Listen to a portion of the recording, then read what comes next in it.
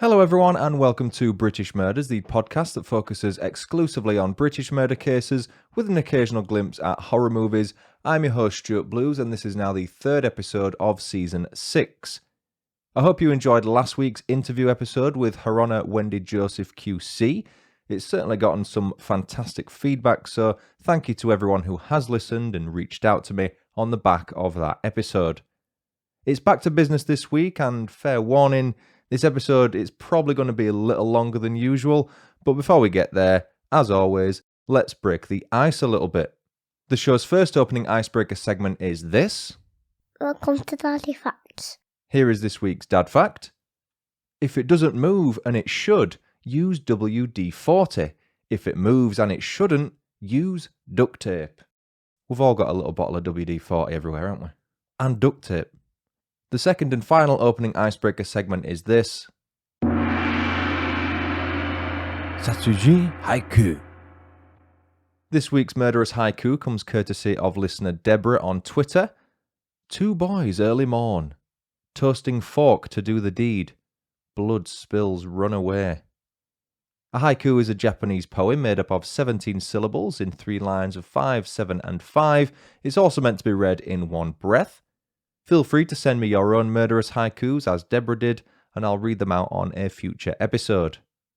With my intro icebreakers complete, let's get into it. This week's case was suggested via email on December 1st, 2021 by listener Millie M. Apologies again for never replying to your initial email, Millie. We're back in England's capital city of London this week. Specifically, we're in the East London suburb of Barking. Here are 5 quick-fire facts about Barking. Number 1, the well-known phrase, "you're barking mad," originated in Barking. Number 2, Barking Abbey, a former monastery, is known as one of the most important nunneries in the country. Number 3, on September 3rd, 1878, the iron ship Bywell Castle ran into the paddle steamer Princess Alice in Galleon's Reach downstream of Barking Creek. Between 600 and 700 people died. Number 4, David Evans, known more commonly as The Edge, was born in Barking. If you don't know who I'm talking about, he's the lead guitarist of the Irish rock band U2. And finally, in at number 5, Barking Town Square won the 2008 European Prize for Urban Public Space. Not a bad achievement. The 2011 census data indicated a population of 59,068. And before we properly get going, let me advise you that this episode contains elements that may be alarming to some listeners, including murder, date rape, and homophobia. As always, listener discretion is advised. Our story this week focuses on the life and crimes of one Stephen Port, a man who would later go on to be dubbed by the media as the Grindr Killer. Grindr is something you might have heard of, but for those who aren't aware, it's the world's largest social networking app for the LGBTQIA+ community.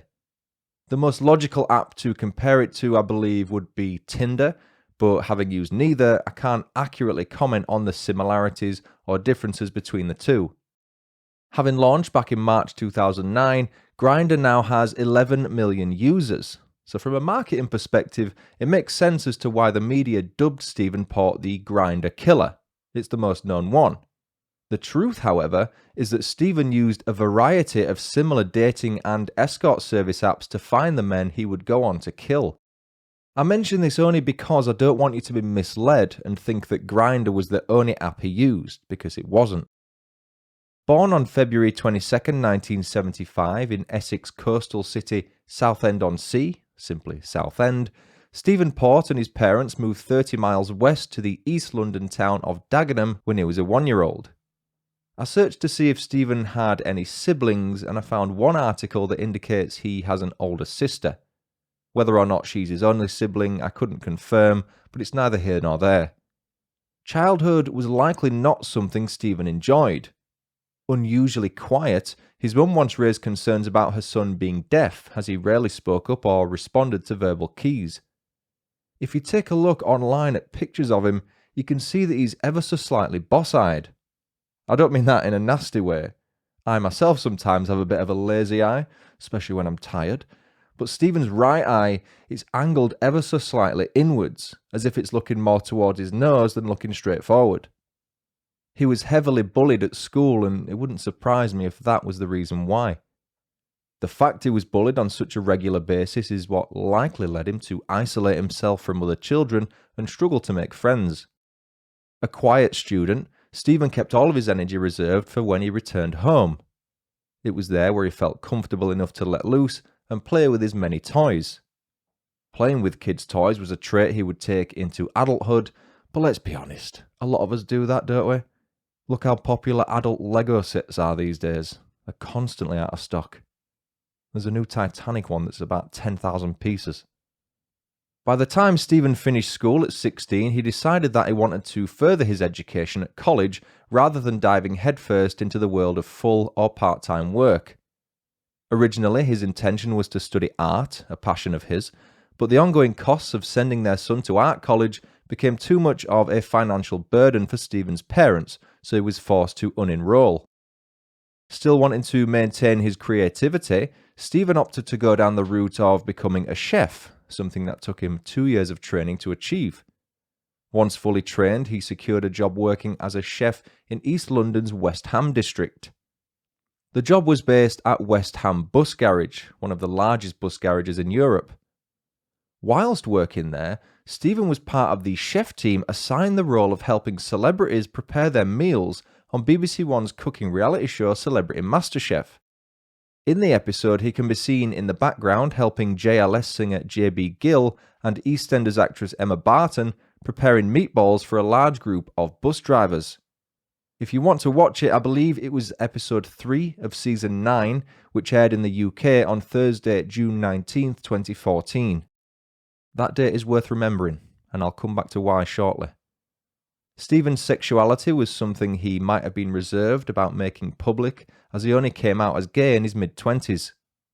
There's not much information available about his sexuality online, other than confirming he is gay, but seeing as he went through puberty in the 1980s, one wonders if the increasingly homophobic and sensationalist reporting at the time played a part in Stephen's decision not to come out until after the turn of the millennium.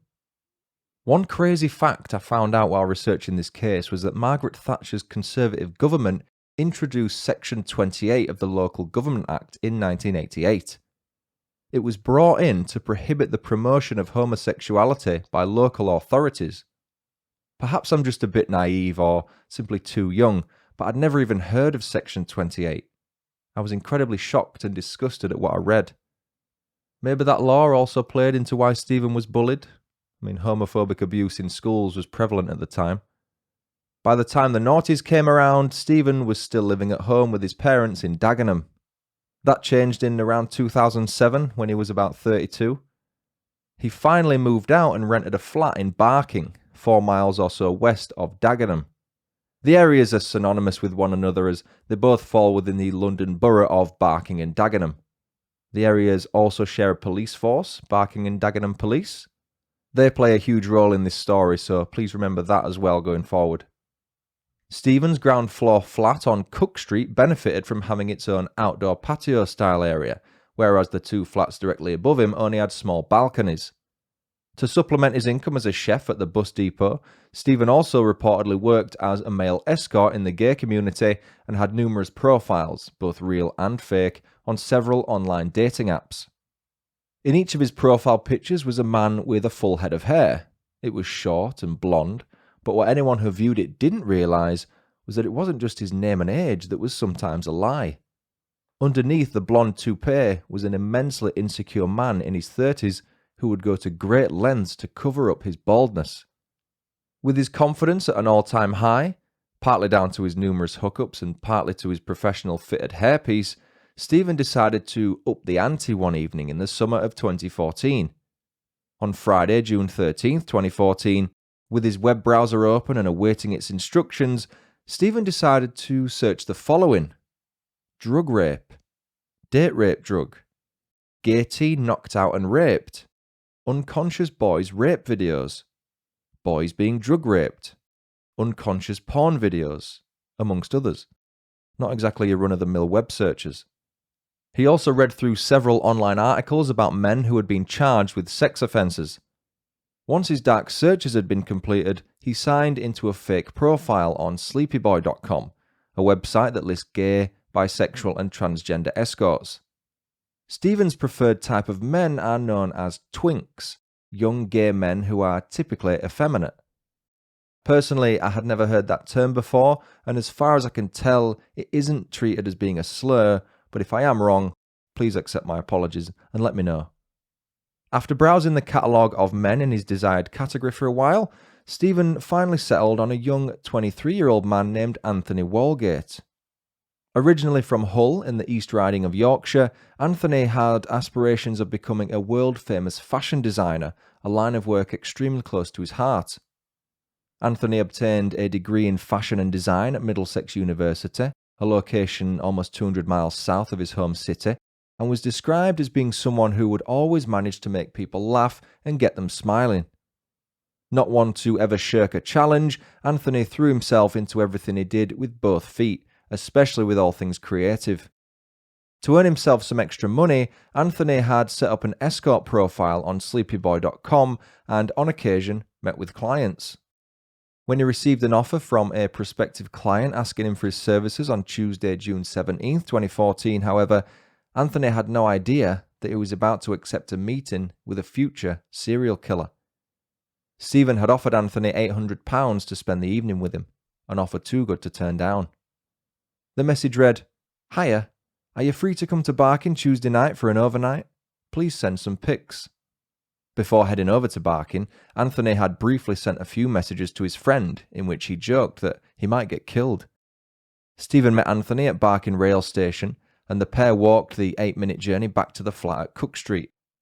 The precise chain of events that happened over the next day or two is known only to Stephen Port.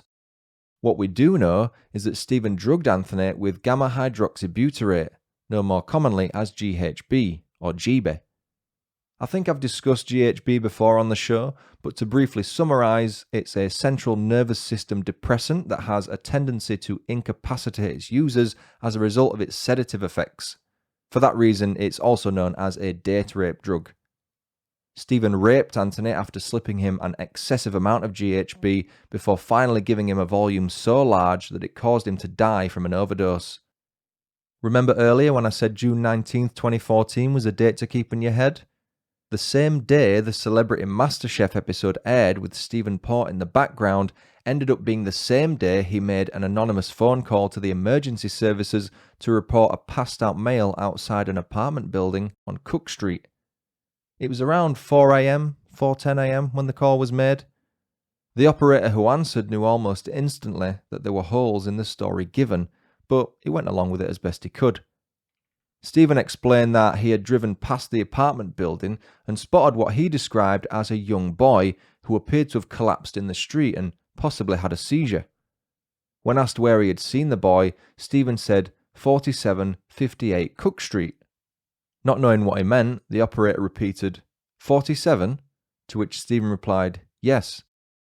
For a little bit of context, the apartments are split into separate blocks. Flats 47 to 58 are together in one block, flats 59 to 70 are in another, and so on. The strange thing is that when the operator attempted to clarify the address again later in the call, Stephen said he didn't know which flat number the boy was outside of, despite saying 47 earlier. The operator said as much, and Stephen said, yes, sorry, 47.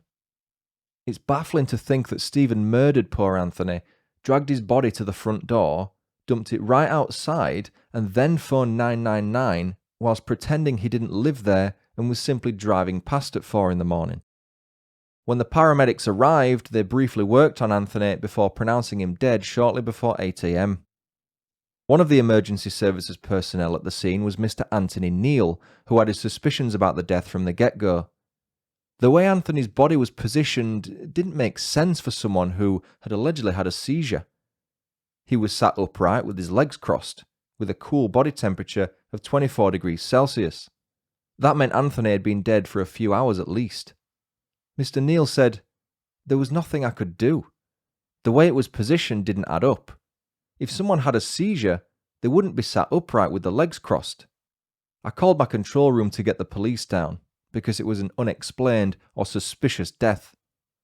Mr. Neal then allegedly attempted to explain his concerns to the two police officers who subsequently arrived on the scene, but he was quickly dismissed whilst they secured the perimeter and set up a crime scene. One of the officers would recall how there was bruising on Anthony's body.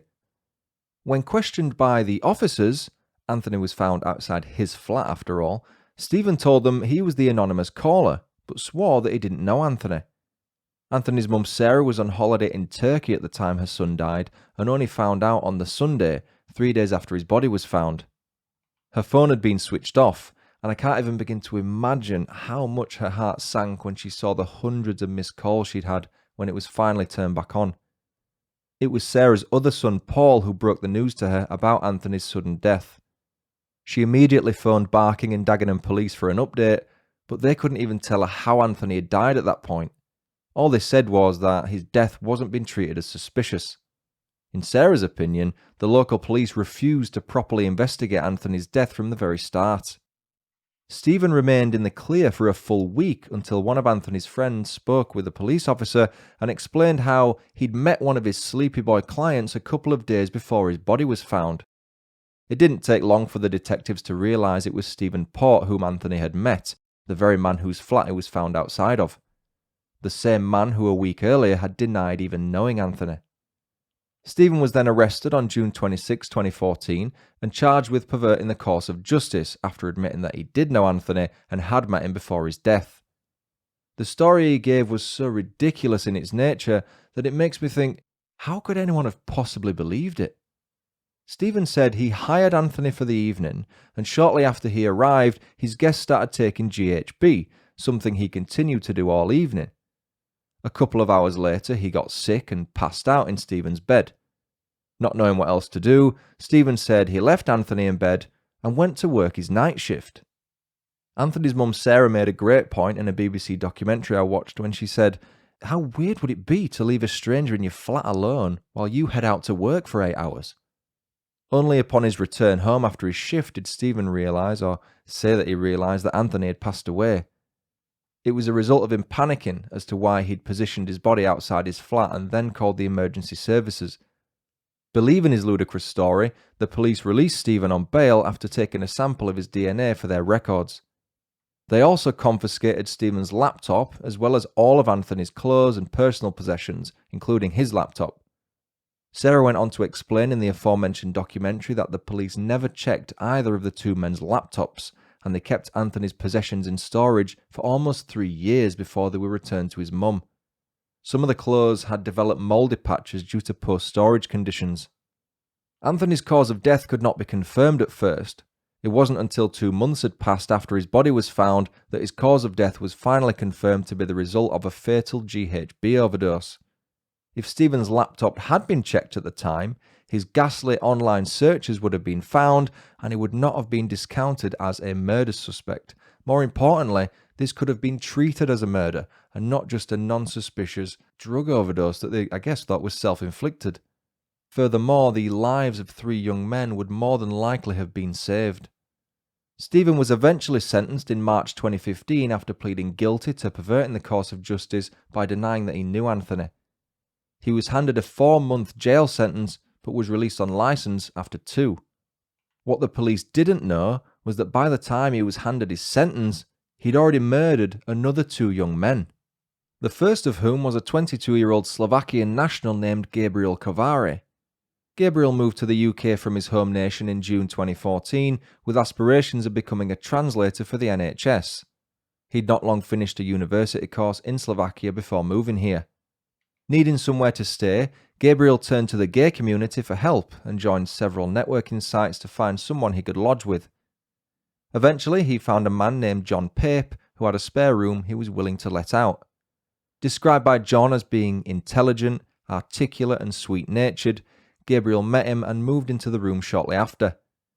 The pair got on well, but after 6 weeks, Gabriel informed John out of the blue that he was going to move out. Not one to pry, John didn't ask any further questions. So where did Gabriel go, I hear you ask? He moved in with none other than Stephen Port at 47 Cook Street. I assumed they met online. Ryan Edwards, one of Stephen's neighbours at Cook Street, befriended Gabriel after being introduced by Stephen immediately after he moved in. Ryan and Gabriel would message each other on occasion until the communication unexpectedly stopped without warning a few days later. Concerned, Ryan approached Stephen to ask if he'd heard from him. He was no longer at the flat. Stephen cautiously explained that Gabriel had met another man and had decided to move in with him. That was a stopgap to satisfy Ryan during their face-to-face meeting, because a much longer message was then sent over text once Ryan had returned home. The truth, so Stephen said, was that Gabriel had returned home to Slovakia and died of a sudden and mysterious illness. It must have been exceptionally sudden for him to die so quickly after arriving home. Ryan was asked not to post anything about it on social media as he didn't want Gabriel's family to see it. They had enough on as it was, he said. It won't surprise you to hear that Stephen had fabricated that story. Gabriel hadn't gone back to Slovakia. He'd been drug raped by Stephen Port, who once again used GHB as his drug of choice before being given a fatal amount of the drug and dying from an overdose. Exactly like Anthony Walgate. A few hundred yards from Stephen's flat is St Margaret's Parish Church and the ruins of a historical abbey. After killing Gabriel, Stephen moved his body to the church grounds and dumped it against the perimeter wall. As Anthony's had been, Gabriel's body was placed in an upright sitting position. On August 28, 2014, a dog walker named Barbara Denham was walking her usual route around the church and abbey grounds when she spotted Gabriel's body in the distance against the far wall. She thought it was someone asleep at first, but as she got closer, she realised something was wrong. He wasn't moving or breathing, and his skin was cold. Barbara recalled feeling that something was not quite right with how he was dressed. It looked almost as if someone else had dressed him, and I'm not talking about a mutual thing, I mean dressing them without their cooperation. Again, like Anthony, Gabriel's phone was missing, and the police, when summoned, dismissed it straight away as being a drug overdose. More importantly, they believed it to be a self-inflicted drug overdose, and the death was therefore not considered suspicious. There's a bit of a pattern developing here, and it will continue. The small bottle of GHB Stephen had planted on Gabriel helped to further confirm what had happened in the officers' minds. Once they had identified Gabriel, the police paid a visit to his last known address. The move to Cook Street was likely made off the books, as the officers paid a visit to John Pape's home rather than Stephen Port's. John was informed of Gabriel's passing, and once more, the police reiterated that it was not being treated as a suspicious death. Far from happy with that explanation, John decided to do some amateur sleuthing online, as I'm sure we all would in that situation. In a search engine, John typed in "unexplained deaths barking," and was taken aback when one of the first results was a link to an article titled "Man Dies in Unexplained Circumstances in Barking." It was an article about the death of Anthony Walgate 2 months earlier. Making a note of the address where Anthony's body was found, John opened up Google Maps and typed Cook Street Barking into it. At that moment, he realised how similar the two men's deaths were. They had both died from drug overdoses, and not just from any drug. Both died after overdosing on GHB, a drug that on average leads to around only 3 deaths per year. The other remarkable thing was the close proximity in which their respective bodies were found. 2 young men of a similar age and build, dying within 2 months of each other as a result of a GHB overdose, found within 100 or so yards of each other. Surely that was more than just a coincidence. It seems obvious now, but at the time, the police didn't link the 2 deaths nor treat them as suspicious. Another missed opportunity from the police was to reach out publicly to the gay community to let them know what was happening and to be careful when meeting people online. If they had done that, Ryan Edwards, Stephen's neighbour, could have provided vital evidence by showing them the messages sent to him not only from Stephen, but from Gabriel. Again, even after 2 deaths, potentially 2 more lives could have been saved. With 2 murders now to his name, both of which he'd gotten away with, Stephen didn't waste any time striking again. A week after killing Gabriel, he started looking for another man to meet. This time he used a profile he'd set up on FitLads, another social networking/hookup website aimed at gay, bisexual and non-heterosexual men. It was there that he stumbled across the profile of 21-year-old aspiring chef Daniel Whitworth. Originally from Gravesend in northwest Kent, Daniel was an only child raised by his father and worked at Reynolds Fitness Spa. One source I used stated that Stephen reached out to Daniel on September 3rd, 2014 and asked him to meet him for dinner or drinks.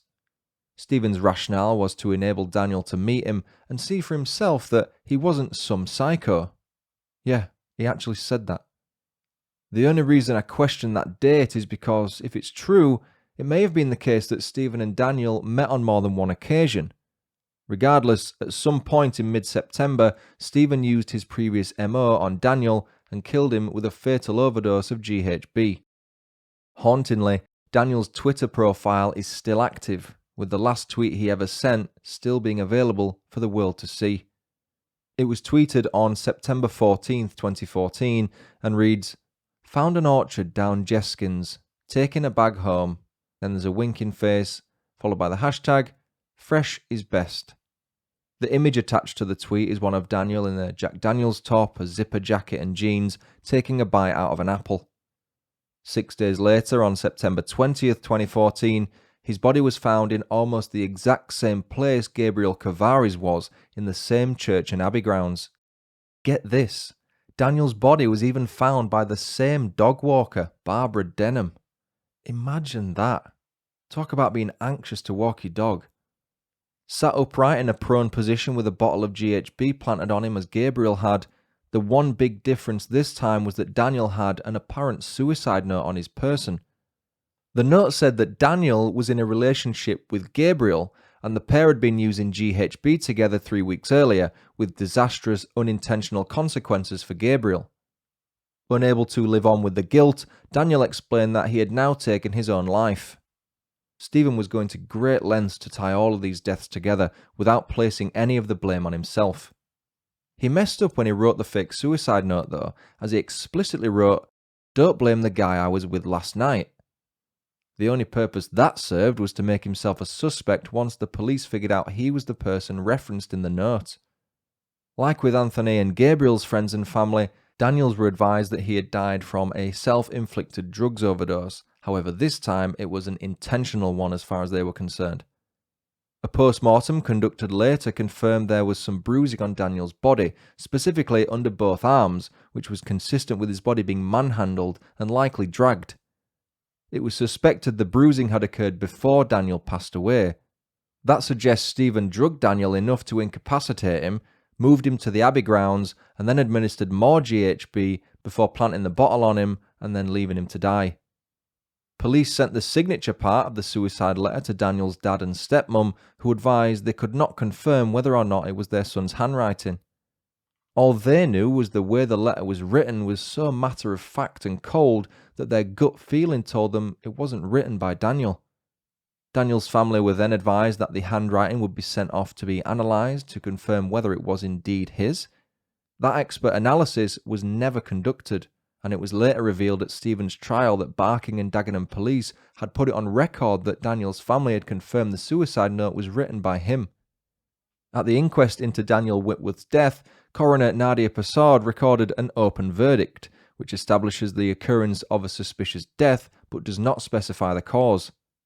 Despite the accompanying note, Nadia was not convinced it was suicide. She said, "I have some concerns surrounding Whitworth's death which have not been answered by the police investigation. Most concerning are the findings by the pathologist of manual handling prior to his death. The bedsheet he was found wrapped in was not forensically analysed, and the bottle of GBL, which was found near him, was also not tested for fingerprints or DNA. GBL is short for gamma-butyrolactone, a drug closely related to GHB, and by the way, to not test something for DNA in 2014, it makes you scratch your head, doesn't it?"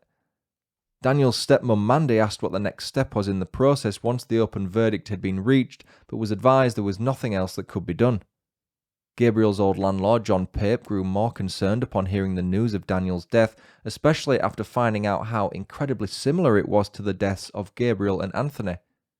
He contacted the police as he felt he was potentially in danger due to his links to Gabriel, but was assured none of the deaths were murders or being treated as suspicious. How bad is that? The death total at this point in the story is 3, and the similarities are there for all to see. Still, Nothing was done to prevent Stephen Port from striking one more time 12 months later. Jack Taylor was a 25-year-old forklift truck driver who lived at his family's home in Dagenham. The youngest of 3 children, Jack had 2 sisters who loved him dearly. They said he always looked out for them and, despite his age, always felt like more of an older brother. A caring young man who always had a cheeky smile on his face, Jack was immensely popular amongst his friends and peers. On Saturday, September 12, 2015, he went on a night out with his closest friends, as he would on any given weekend. His parents weren't too concerned at first when he didn't arrive back home on Sunday morning. He'd clearly had a great time and was likely just sleeping it off somewhere. By the time Sunday evening came around, however, concerns rapidly grew as Jack had still not returned home or been in contact. Giving him a little bit of extra time, Jack's mum waited until Monday to ring Donna, one of his older sisters, to ask if she'd heard from him. In a heartbreaking turn of events, Jack's mum heard a knock at the door while she was on the phone to Donna. It was the police.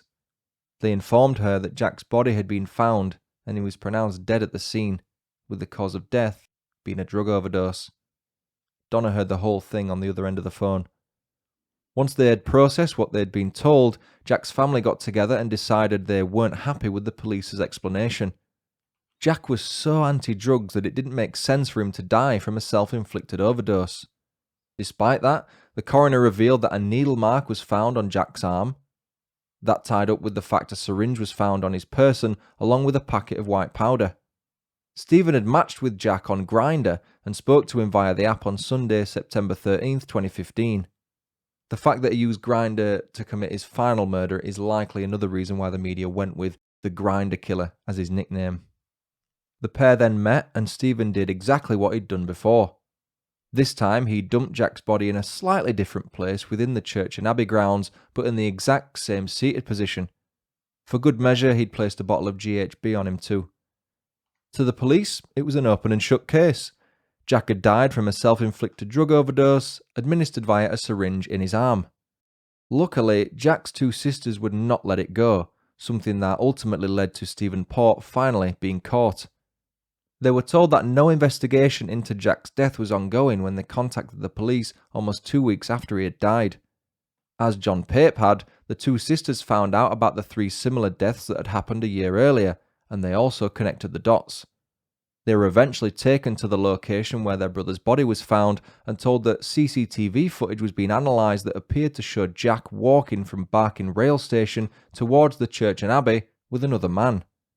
After a lot of rejection, the sisters insisted that an image of the unknown man be made public in the hope that someone could identify him. Someone phoned the police and explained that they believed the man was Stephen Port, and he was subsequently arrested and brought in for questioning. To think they had his DNA on file as soon as Anthony Walgate's body was found outside his flat, it's crazy as to why it was never tested. The coroner even asked that question in the inquest into Daniel Whitworth's death. The answer was that the police didn't feel the need to scrutinise the bedsheet he was found in, as they didn't suspect any third-party involvement. You can probably tell that a lot of controversy surrounds how the police handled these deaths and how more thorough action could have been taken that would likely have led to multiple lives being saved. Anthony's mum Sarah has stated that she believes the police are homophobic. She said, "I genuinely believe that if Anthony had been a girl left outside like trash, they would have put a lot more effort into it, a lot more effort. As they were all young boys, they did nothing."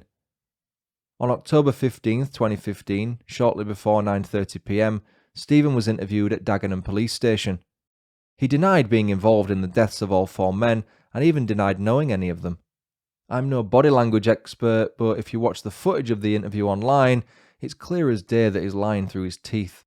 He refuses to make eye contact with the interviewing officer and instead focuses intently on any little piece of paper put in front of him.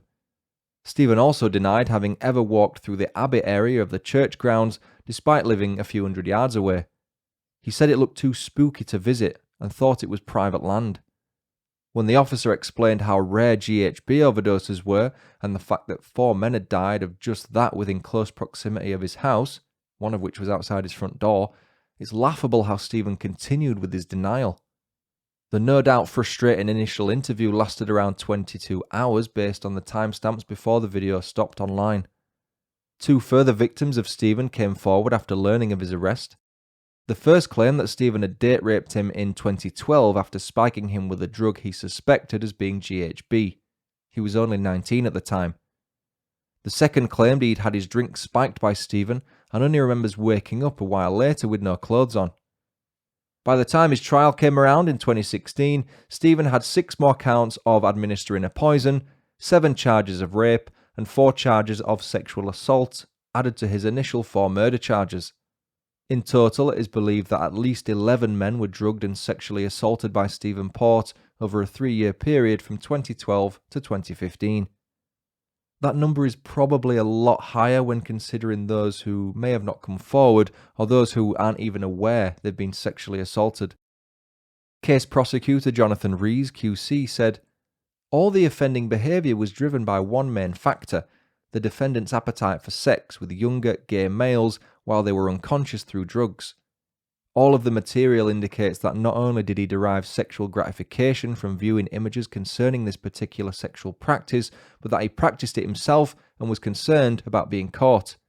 The explanation for why he should have wanted either to administer high levels of GHB and other drugs to the deceased or cause them to have taken such drugs is found in the evidence of the offences committed against those who are still alive." On November 25, 2016, Stephen Port was found guilty on all charges and handed a whole life order at the Old Bailey by Mr Justice Openshaw. Once he was sent to prison for the rest of his life, the Independent Police Complaints Commission, or IPCC, started looking into the actions taken by 17 different police officers. It was being considered as to whether or not they should face disciplinary action. In a 2018 inquest by the Independent Office for Police Conduct, or IOPC, fundamental failures by the police were found regarding the death of Anthony Walgate. The IOPC went on to say their failings likely contributed to the death of Gabriel Kovari, the second man killed by Stephen Port. No individual officer was ruled to have a case to answer for misconduct, but the inquest findings stated that the performance of 9 officers fell below the standard required. It said it had identified systematic failings. The Metropolitan Police then apologised over the devastating findings of systematic failings. Jack's mum said, "Stephen Port took Jack's life, but they let that happen as far as we're concerned. They are just as guilty as him. They should be held accountable for his death, as they could have prevented it, and we have to live with that for the rest of our lives."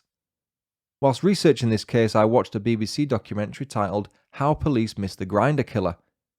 Originally airing on February 16, 2017, the programme looked into the police's failings, and it was a very useful resource whilst conducting my research. It's worth checking out for sure. Stephen Port was handed £136,000 in legal aid to fund his defence when he lodged an appeal against his murder convictions in Order 2018. Don't know what grounds he thought he had to do that. 3 months later, in November 2018, his appeal was naturally rejected. Between January 3rd and 5th, 2022, BBC One aired a 3-part drama miniseries focusing on the events of this case. It stars Stephen Merchant as Stephen Port, as well as Sheridan Smith. I've not watched it yet, but it's got a decent rating on IMDb.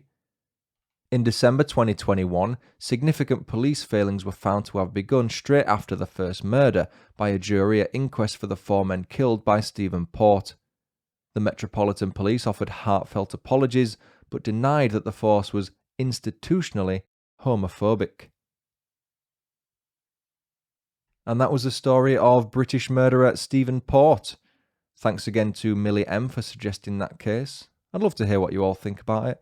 Bit longer than usual this week, I do appreciate that, but you could probably tell it has a lot of research available online. I wanted to do the case and the victims justice.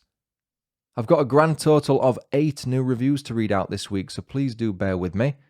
Thank you firstly Apple Podcast user Kent Parkstreet for leaving British Murders a 5-star review. Kent, who is based in Australia, said, I'm going to do my accent now, Kent.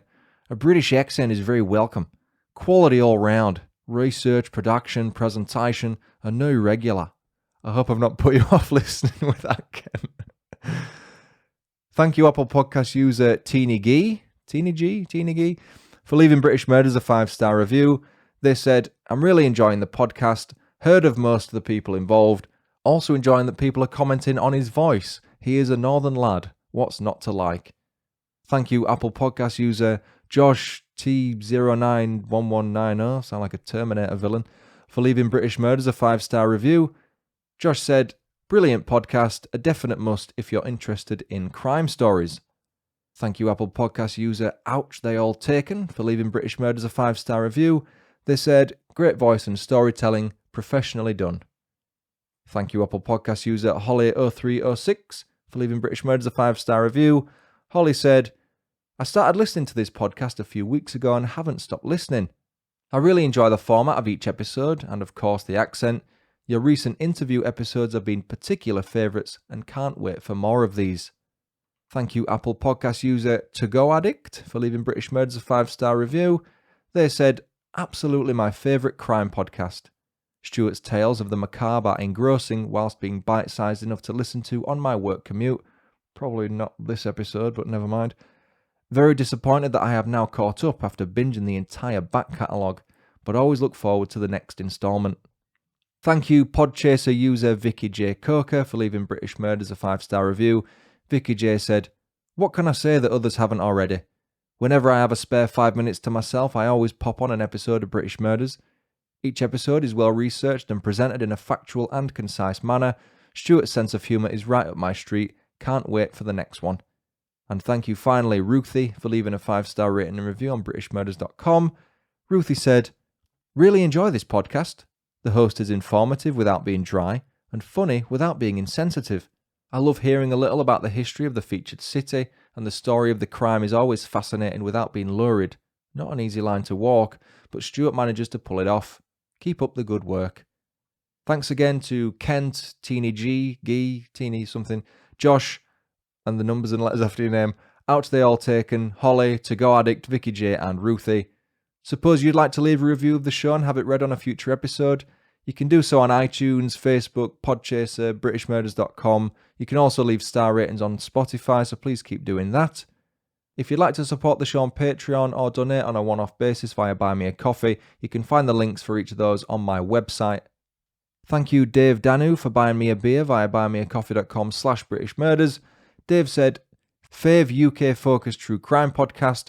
Your research is great. I also like you give context to listeners from overseas who might not be familiar with certain UK names and meanings.